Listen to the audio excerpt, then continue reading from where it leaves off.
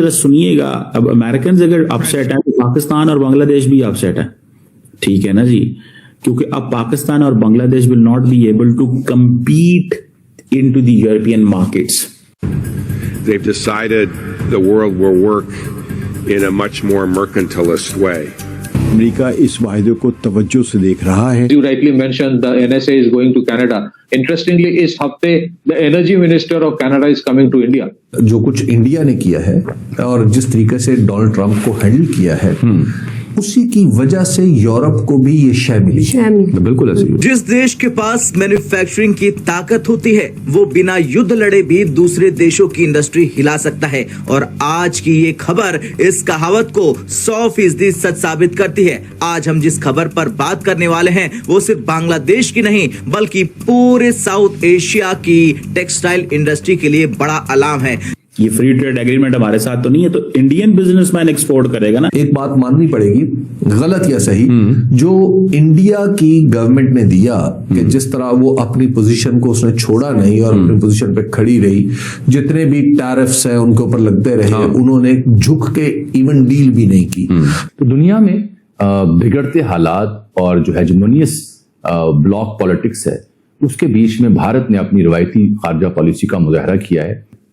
ठीक है, मैं एक चीज करता हूं हमेशा से और खुले दिल के साथ ये बात मैं करता हूं, पहले भी करता रहा हूं, आज भी कर रहा हूं, कि भाई इंडिया अपनी फॉरेन पॉलिसी को अपने तरीके से लेकर चलता है। हम लाते हैं टॉक शोज और अनलिमिटेड एंटरटेनमेंट सिर्फ यूट्यूब पर। अगर आपने अभी तक हमारा चैनल सब्सक्राइब नहीं किया तो अभी सब्सक्राइब करें और बेल आइकॉन को क्लिक करके हमारी लेटेस्ट वीडियोस के बारे में अपडेट जानें। जिस बांग्लादेश को दुनिया रेडीमेड गारमेंट का हब मानती थी, आज उसी बांग्लादेश की टेक्सटाइल और स्पिनिंग इंडस्ट्री पूरी तरह ठप होने की कगार पर है। हालात इतने खराब हो चुके कि बांग्लादेश टेक्सटाइल्स मिल्स एसोसिएशन खुद कह रही है कि 1 फरवरी से देश की लगभग सारी स्पिनिंग मिल्स अनिश्चित समय के लिए बंद कर दी जाएंगी। और सबसे चौंकाने वाली बात, इसके पीछे कहीं ना कहीं भारत की ताकत और रणनीति सबसे बड़ा फैक्टर बनकर उभरी है। पहले जरा बेसिक समझिए, बांग्लादेश की पूरी गारमेंट इंडस्ट्री 3 स्टेप में चलती है। पहला है कपास, दूसरा है यान यानी कि धागा, और तीसरा है कपड़े। स्पिनिंग मिल्स ही वो जगह है जहां कपास से यान बनता है और यही यान आगे चलकर शर्ट, टी-शर्ट, पैंट, जैकेट में बदलता है। सीधी भाषा में कहे तो अगर स्पिनिंग मिल्स रुकी तो पूरी गारमेंट इंडस्ट्री अपने आप लड़खड़ा जाती है, और आज बांग्लादेश ठीक उसी मोड़ पर खड़ा है। अब सवाल उठता है, इतनी बड़ी इंडस्ट्री अचानक इस हालात में कैसे पहुंच गई? इसका जवाब छुपा है बांग्लादेश सरकार की उन नीतियों में जिन्हें कुछ महीनों पहले तक मोहम्मद यूनुस की जादुई स्ट्रेटजी बताया जा रहा था, लेकिन आज वही नीतियां इंडस्ट्री के लिए सिरदर्द बन चुकी हैं। जरा सुनिएगा, अब अमेरिकन अगर अपसेट है तो पाकिस्तान और बांग्लादेश भी अपसेट है, ठीक है ना जी, क्योंकि अब पाकिस्तान और Bangladesh will not be able to compete into the European markets. ये फ्री ट्रेड एग्रीमेंट हमारे साथ तो नहीं है, तो इंडियन बिजनेसमैन एक्सपोर्ट करेगा ना। हमें तो वो कहते थे ठीक है तुम्हारी दहशतगर्दी के हालात की वजह से ये सारा कुछ हो रहा है, तो ये जरा सुने इनको, ये अमेरिकन क्या कह रहे हैं, और फिर मैं आपको सुनाता हूं कि इंडियंस अब बांग्लादेश की मार्केट को कैसे क्रश करने जा रहे हैं। Impressions of that deal? I do. First of all, strategically, it's important to understand that because President Trump has prioritized domestic production and essentially started charging a fee for other countries to access our market, these countries are trying to find other outlets for their overproduction. And so the EU is turning to India to try to find a place. The EU is so trade dependent, they need other outlets if they can't keep sending all their stuff to the United States. I've looked at some of the details of the deal so far. I think India comes out on top on this, frankly. They get more market access into Europe. It sounds like they have some additional immigration rights. I don't know for sure, but President von der Leyen of the EU has talked about mobility for Indian workers into Europe. So I think on net, India is going to have a heyday with this. They have low-cost labor, and it looks like the EU is doubling down on globalization when we're trying to fix some of the problems of globalization here in the U.S. वो कह रहे हैं कि आप जो है, हम बात कर रहे हैं डीग्लोबलाइजेशन की, हम बात कर रहे हैं डीग्लोबलाइजेशन की, वो ग्लोबलाइजेशन की बात कर रहे हैं। ईयू को बहुत ज्यादा एडवांटेज हो गया, इंडिया को बहुत ज्यादा एडवांटेज हो गया, ठीक है जी। अब 96 से 7% जो India EU exports to India है खत्म, उसके ऊपर कोई टैरिफ्स नहीं है। इंडिया की भी 97% जो टैरिफ लाइन है वो खत्म।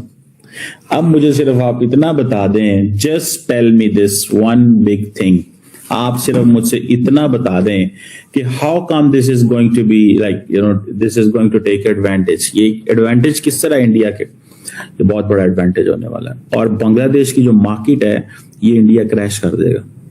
ये आप सुनिएगा, and this will be a challenge for Pakistan as well. ये जरा सुनिएगा गोयल साहब क्या कह रहे हैं। Now, earlier in the day, you used to always ask us, the press used to always ask us, that why is Bangladesh able to export $30 billion worth of textiles and India is such a small player? Because Bangladesh, being a least developed country, LDC, had zero duty access.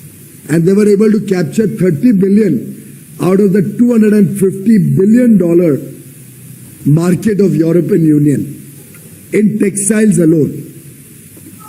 Now we see before our eyes a potential to grow from 7 billion to at least 30, 35, 40 billion very quickly, being an area of strength in India.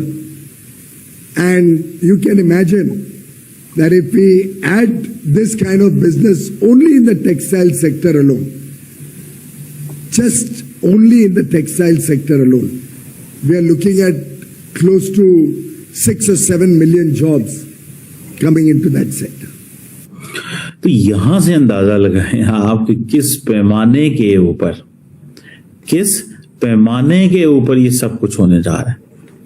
यानी कि वो ये कह रहा है बांग्लादेश जो है वो, आप पहले कहते अगर $250 अरब की मार्केट है यूरोप की टेक्सटाइल की फॉर एग्जांपल, वो कह रहा है इंडिया बांग्लादेश अकेला $30 अरब ले जाता था, ठीक है जी, अब हम वो ले जाएंगे।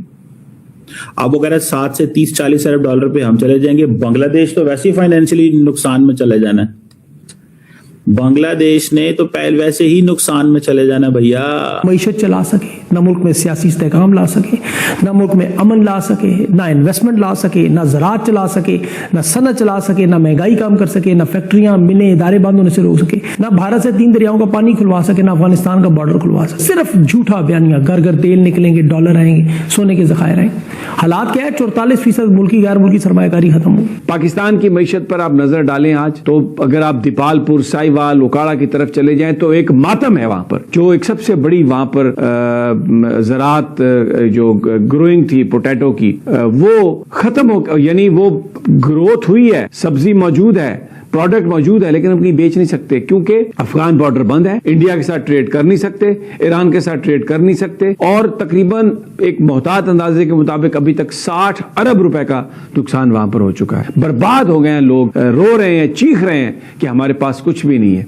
लेकिन हम क्या कर रहे हैं वो मैं बाद में बताता हूं। फिर जरा इधर आ जाएं, सरगोदा की पट्टी में, बलवाल की पट्टी में किन्नू, जो पाकिस्तान के लिए एक ऐसा फ्रूट जो हमेशा जाता था, बाहर जाता था, नहीं जा रहा क्योंकि अब हुकूमत कहती है कि हमने अफगान ट्रेड बंद कर दी है, जबरदस्त, ये तो दहशतगर्द है, इनके साथ तो हमने करना कुछ नहीं है। और क्यों ये सब कुछ कर रहे हैं वो भी एक लंबी कहानी है। आपको पता है किसको हम खुश करना चाहते हैं, किसको हम इसमें ड्रैग इन करना चाहते हैं। किन्नू आलू की फसल तबाह, पाकिस्तानी काश्तकार तबाह, टेक्सटाइल पे 12% था वो 0 हो गया, और लेदर जो प्रोडक्ट्स हैं, फुटवेयर है, उस पर 17% था वो 0 हो गया। कारों पर 110% टैरिफ था वो 10% पे आ गया। और आप ये देखें कि मशीनरी जो थी 44% टैरिफ वो 0 पे आ गया। और इसी तरह जो फार्मास्यूटिकल्स हैं वो 11% से 0% पर आ गया। तो वो एक अमेरिका के बाद अब जो यूरोप की जो मंडी थी उसमें आपको नजर आएगा कि इंडियंस बिल्कुल आ गए हैं। और जो हम GSP प्लस पर बड़े इतरा रहे थे, वो टैरिफ और वो सारा स्टेटस मिले ना मिले, ये जो मदर ऑफ ऑल ट्रेड जिसको कहा जाता है, इसने इंडिया के साथ जो ये सारा कुछ हुआ है, वो पाकिस्तान तो बहुत पीछे रह गया। तो आपको ये वीडियो कैसा लगा कमेंट बॉक्स में जरूर लिखिए। इस वीडियो को लाइक कीजिए, शेयर कीजिए, सब्सक्राइब करना ना भूलिए आपके चैनल EFC को। मिलते हैं अगली वीडियो में। जय हिंद।